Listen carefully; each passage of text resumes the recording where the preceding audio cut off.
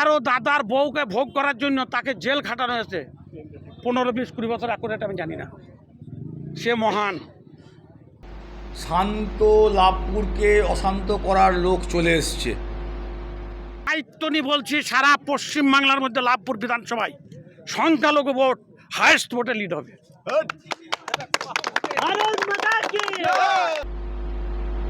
যিনি এসে বিভিন্ন রকম প্ররোচনামূলক কথা বলছেন, কোনো যদি কোথাও অশান্তি গোলমাল হয়, যে পার্টি তাকে নিয়ে এসছে, তার যে প্রার্থী তাকে নিয়ে এসছে তিনি এবং যিনি কলকাতা থেকে উড়ে এসে এই অশান্ত করার চেষ্টা করছেন, দায়ী থাকবেন তারা, বাকি কেউ দায়ী। এই তো আজ থেকে শুরু হয়ে গেল। আমি তো জানি না যে আজকে এইভাবে লোক জমায়েত থাকবে। আমি বাড়ি আসবে এইটুকুই, হয়তো আমার বাড়ি থেকে কেউ এখানে বলে দিয়েছে। এইটাও গত দুবারের বিধায়ক আপনি, এবং তারপরে আজকে দেখা গেল মানে যেখানে তৃণমূল কংগ্রেসের বিধায়ক ছিলেন আজকে বিজেপির হয়ে প্রচারে নাম। আমি বিধায়ক ছিলাম ঠিকই, কিন্তু বিধায়করা যেভাবে আজকে চলে অনেকে, আমার সেরকম চলে। আমি এখানে সব মানুষের সাথে একবারে একাত্ম হয়ে চলতাম। কাজ ওই লাঘাটা ব্রিজ, এই গুনুটিয়া ব্রিজ, এভাবে অনেক ব্রিজ আছে, এই রাস্তা, এগুলা কিন্তু এখনো কেউ দাবি করছে ওরা আমল হয়েছে। তোদেরই প্রেসিডেন্ট অনুব্রত মণ্ডল সেদিন মিটিংয়ে বলে গেছে এগুলো সব মনিটর করা, আমাকে বলতে হয়নি। এই ক বছরে আমি 17 সালে প্রচণ্ড অসুস্থ হয়ে পড়ি। পড়ার পর আমাকে বোম্বেতে গিয়ে গোটা স্প্লিনটা কাটে, 1.5 বছর বিছানাতে প্রস্রাব পায়খানা ফিরেছে, কী অবস্থায় ছিলাম। তারপর 2বার হার্ট অপারেশন হয়, একবার দেবী সেটের ওখানে, একবার পিজিতে। টোটাল অপারেশন মাথা থেকে আরম্ভ করে দেখতে পাবেন এগুলো বোধ হয় সব 12টা অপারেশন। আমি উঠবো ভাবিনি, বাঁচবো ভাবিনি, কিন্তু উপরওয়ালার ইচ্ছায় যখন আমি হাসপাতালে, আর তখন কোনো এক ব্যক্তি, আমি বোধহয় এই একটা ফেসবুকে ছেড়েছিলাম যে হাসপাতালের বেডে অপারেশনের রুগী, আর সেদিন আমার কাছে মার্ডার কেসের আসামি করা হচ্ছে মুর্শিদাবাদের। 4টে মার্ডার কেসের আসামি করেছে না, এছাড়াও 7টা ফলস কেস দিয়েছে, শুধু একটা আমাকে নেওয়ার জন্য। কিন্তু আমি কি কারণে অসুস্থ অবস্থা এবং আরও কিছু কারণ ছিল, পরবর্তীতে ব্যাখ্যা দেবো। কিন্তু এখানে তারা এসে রাজ করতে শুরু করলো বাপুতি সম্পত্তি ভেবে, যারা নিজের স্বার্থের জন্য কি ভোগ করার জন্য দাদা মার্ডার হয়েছে অনেকের হাত থেকে। অনেক এক ব্যক্তির কাছে তার স্ত্রী মারা গেছে ঘটনা জানার জন্য,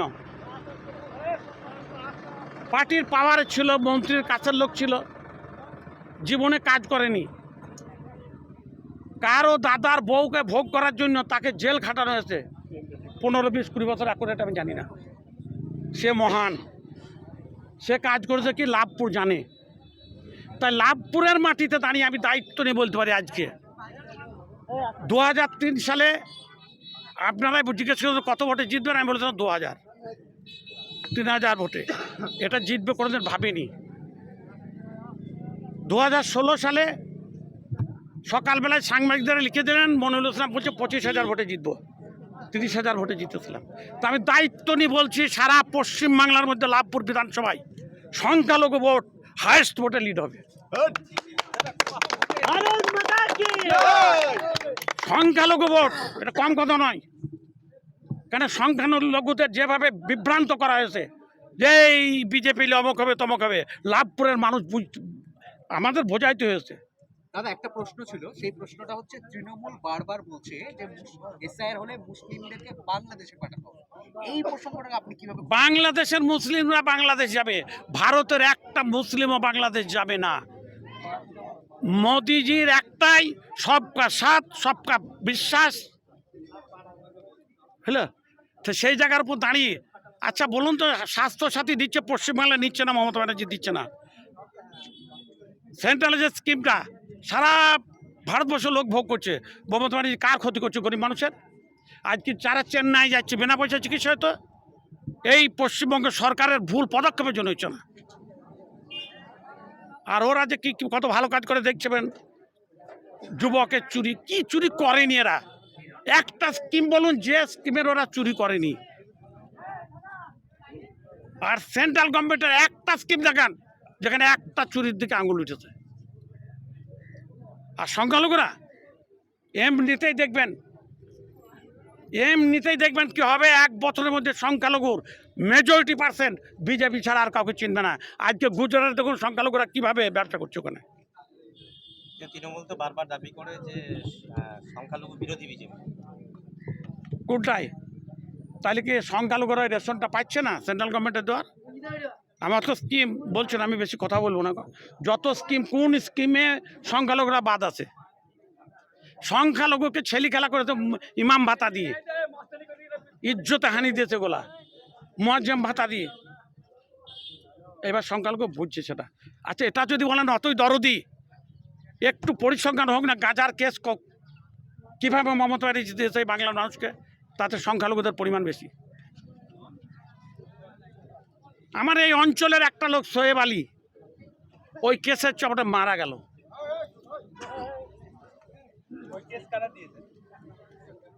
এরাই এই পুলিশকে নিয়েই। আপনি বিজেপি প্রার্থীর হয়ে প্রচারে কবে থেকে নামছেন? আমি তো নেমেই গেছি। এটা কি আপনি কি শুধু লাভপুরেই প্রচার করবেন না? ওটা তো পার্টির একটা গোপন ইয়ে, পার্টি যেখানে দায়িত্ব দেবে সেখানে।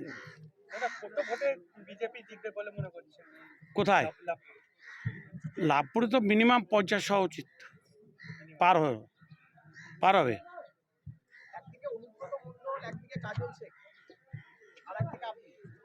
না, আমি তো নাই ওদের মধ্যে। আমি তো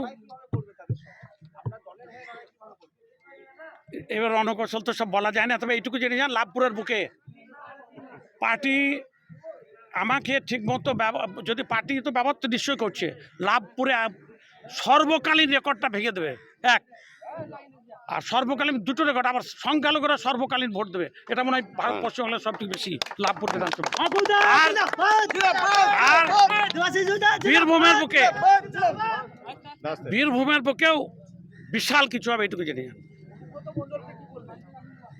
ওটা ওদের ব্যাপার,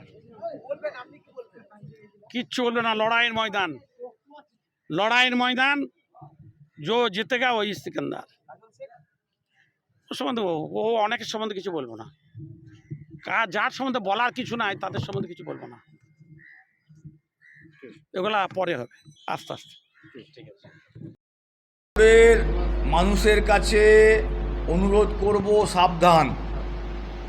শান্ত লাভপুরকে অশান্ত করার লোক চলে এসছে। এর আগের লাভপুর একদিনে 11টা মার্ডার হয়েছিল। সাঁইথিয়ায় প্রকাশ্য জনসভায় দাঁড়িয়ে বলেছিল পায়ের তল দিয়ে 3 জনকে পিষে মেরেছি। আগে লাভপুরে প্রতিদিন বোমের আওয়াজ শোনা যেত, গুলি, বোম, মার্ডার ছেলে খেলা অবস্থায় ছিল। সেই জায়গা থেকে মাননীয় মুখ্যমন্ত্রী মমতা বন্দ্যোপাধ্যায়ের আশীর্বাদে যেভাবে সারা বাংলাতে তিনি শান্তি ও উন্নয়ন করে চলেছেন, সেই মূল মন্ত্র নিয়ে লাভপুরেও শান্তি ফিরে এসছে। খুব শান্তিপূর্ণভাবে ভোট চলছে। আজকের পর থেকে কোথাও যদি কোনো অশান্তি গোলমাল হয়, প্রশাসন দেখবে এবং ইলেকশন কমিশন নিশ্চয়ই দেখবে। সেই সঙ্গে সঙ্গে যিনি এসে বিভিন্ন রকম প্ররোচনামূলক কথা বলছেন, কোনো যদি কোথাও অশান্তি গোলমাল হয়, যে পার্টি তাকে নিয়ে এসছে, তার যে প্রার্থী তাকে নিয়ে এসছে তিনি, এবং যিনি কলকাতা থেকে উড়ে এসে এই অশান্ত করার চেষ্টা করছেন, দায়ী থাকবেন তারা, বাকি কেউ দায়ী থাকবে না। লাভপুরে মানুষের কাছে আবার বলবো, দয়া করে সাবধান থাকুন। শান্ত লাভপুরকে অশান্ত করার চক্রান্ত শুরু হয়ে গেছে। আমরা চেষ্টা করব যাতে লাভপুর যে জায়গায় আছে সেই জায়গায় থাকে, উন্নয়ন এবং শান্তির পথে। বিজেপির যারা রাজ্য স্তরের নেতৃত্ব, তারা বলেন 70-30-এর লড়াই। আমাদের 30% ভোটের দরকার নেই, আমরা 70% ভোট নিয়ে জিতব। 30%টা সংখ্যালঘু ভোট, সংখ্যালঘু ভোট তারা চায় না। তাহলে আবার সংখ্যালঘুদের কাছে তাদের ভোটের পাওয়ার জায়গাটা কোথায়? তা নিজেরাই বলে 70-30-এর লড়াই। 70% হিন্দু আর 30% মুসলিম ভোট বাংলায়, আমরা 30% ভোট আমাদের প্রয়োজন নেই, ওরা জেহাদি, ওরা উগ্রপন্থী সংখ্যালঘু মানুষরা, তাই এই কথা বিজেপির রাজ্য স্তরের নেতৃত্বরা বলে বেড়াচ্ছে। তো তারপরেও প্রকাশ্যে বলছে, কোনো গায়ে রাখাল বাগাল নয়, ভালো ভালো নেতৃত্ব, তারা এইসব কথা বলছে। ফলে এবার সংখ্যালঘু ভাইরা নিশ্চয়ই এই কথাগুলো মনে রাখেন। তিনি বলছেন যে এলাকায় উন্নয়নের নামে পার্টি অফিস তৈরি হচ্ছে। মানুষ তার জবাব দেবে।